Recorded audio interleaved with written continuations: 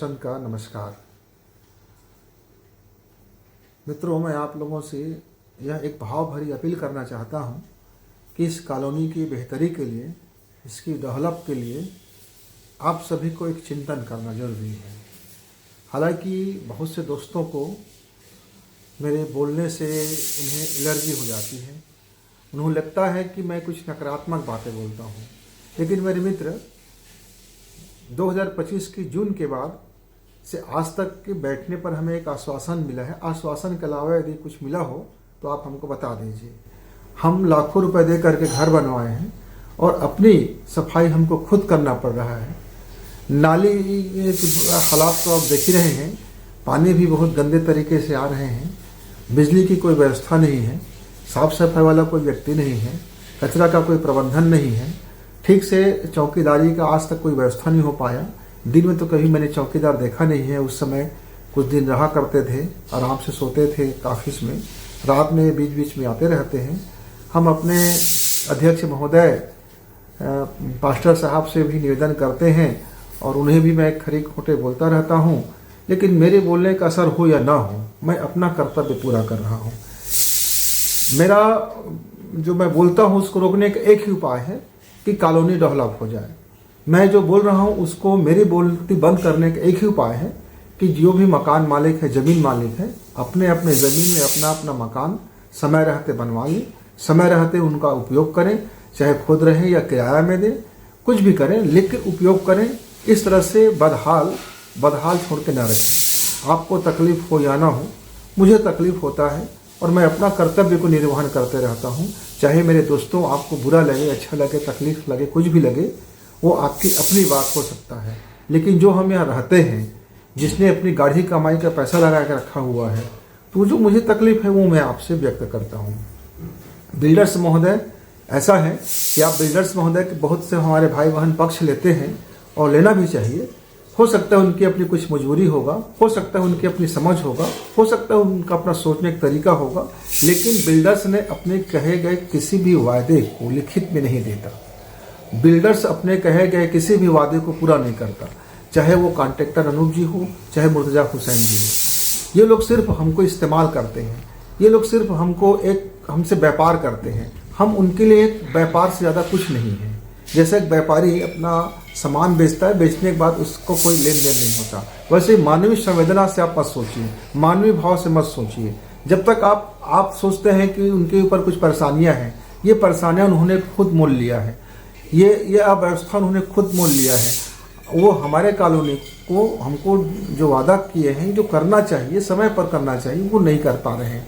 मेरे बहुत से मकान मालिक ऐसे हैं जो मकान बनवा तो रहे हैं, पर किसी प्रकार का उनके ऊपर सही दबाव नहीं बना पाने के कारण उनकी मकान धीरे धीरे बन रहा है, बनेगा।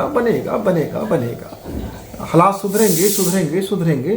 तो ये अब हमारे अध्यक्ष महोदय, पास्टर महोदय बोलते हैं कि धीरज रखें, धैर्य रखें और मर्यादा में बने रहें। तो मैं ये कहना चाहूँगा हमारे अध्यक्ष महोदय से, करबद्ध मेरी प्रार्थना है कि मैं कब तक धीरज धरूं, कितने बरस धीरज धरूं, किस तरह से धीरज धरूं और क्यों धीरज धरूं, मुझको इसका जवाब दे दें।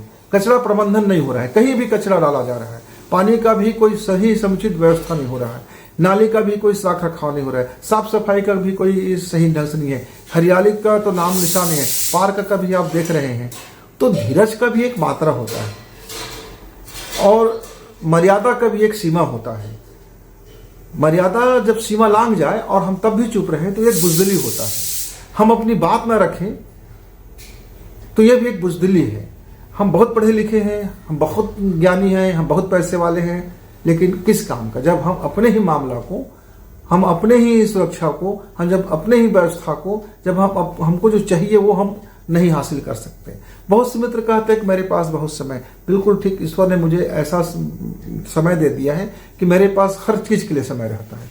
ईश्वर ने मुझे एक स्पेशल समय दे दिया है, मेरे पास समय की कोई कमी नहीं रहता।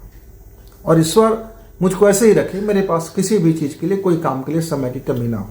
मित्रों, तो आप लोगों से एक अपील है, आग्रह है कि यह 2026 आ चुका है, 25 को हमने देख लिया कि किस तरह से क्या हुआ है, लेकिन आज भी आपको लगता है हमारे बिल्डर्स हमें बहुत बढ़िया डेवलप करके दे देंगे। कब देंगे, कैसे देंगे और देंगे तो किस तरह से देंगे, इन तमाम मेरे जो सवाल है उसका उत्तर के लिए एक मीटिंग रखना जरूरी है। मैंने नवंबर माह में कहा था मीटिंग रख लेते हैं, दिसंबर माह में भी कहा मीटिंग रख लेते हैं, जनवरी माह भी कहा मीटिंग रख लेते हैं, लेकिन आप सभी ऐसे उदासीन हैं कि जैसे ये कॉलोनी आप लोगों का नहीं है, जैसे इस कॉलोनी में कुछ हो या ना हो, ये कॉलोनी डेवलप हो या ना हो, यानी किसी को कोई गरज नहीं है। तो गरज मुझे भी है ऐसा मैं सोचता हूँ, क्योंकि ये कॉलोनी जब मैं रह रहा हूँ तो ये हमारा कॉलोनी है और हमको मिल करके इस कॉलोनी की सुरक्षा, व्यवस्था और सुंदरता और यहाँ का वातावरण और यहाँ के हर चीज़, लोगों के बीच में सद्भाव, सब चीज़ बना रहे, अच्छी चीज़ बना रहे, इसके लिए हम हर किसी को अपना अपना जिम्मेदारी समझ के कर्तव्य निर्वहन करनी चाहिए। यदि जो नहीं कर पा रहे हैं उन्हें सोचना चाहिए कि वो अपने कर्तव्य से पीछे क्यों हट रहे हैं। जो नहीं करना चाहते हैं उसको सोचना चाहिए कि उनको ऐसा कैसे सोच सकते हैं कि वो अपने को सुंदर, अपने कॉलोनी को अच्छा के लिए क्यों नहीं कर सकते हैं। तो मित्रों, एक बार फिर मेरा अपील है कि आप लोग बैठिए, सोचिए, समझिए और अपने हक के लिए जागिए, अपने हक के लिए अपनी बात रखिए, अपने हक के लिए अपनी जागरूकता का परिचय दें, जिसके के कारण से हमारा यह कॉलोनी सही हो, सुंदर हो, स्वच्छ हो, सुरक्षित हो, व्यवस्थित हो। इतना कहकर मैं अपना वाणी विराम देता हूँ। जिस भाइयों को बुरा लगा हो वो कृपया बैठक में जरूर बताएं कि मैंने ऐसी कौन सा शब्द कहा है जिससे वो बुरा मानते हैं। जिन भाइयों को लगता है कि मेरी बात बकवास है तो बैठक में मुझे जरूर बताएं, मेरे सामने बोलें कि मेरी कौन सी बात बकवास है। जिन भाइयों को लगता है कि मैं बहुत लड़ाकू व्यक्ति हूँ तो मुझे बताएं कि आपने चुपचाप रह करके क्या पा लिया। तो सारे प्रश्नों का जवाब आमने सामने हो, पीठ पीछे कहने से कोई मतलब नहीं होता। तो मैं अपनी वीडियो अपने अध्यक्ष महोदय तक पहुंचा रहा हूं। अध्यक्ष महोदय कहां तक ये वीडियो पहुंचाएंगे, किसको मैसेज देंगे, किसको नहीं देंगे, किसको अपील करेंगे, नहीं करेंगे, वे उनकी अपनी समझदारी, वो उनके अपने कर्तव्य निर्वहन का तरीका, वो अपनी जिम्मेदारी कैसे निभाएंगे, वो उनके ऊपर मैं छोड़ता हूँ। तब तक गुरु जी को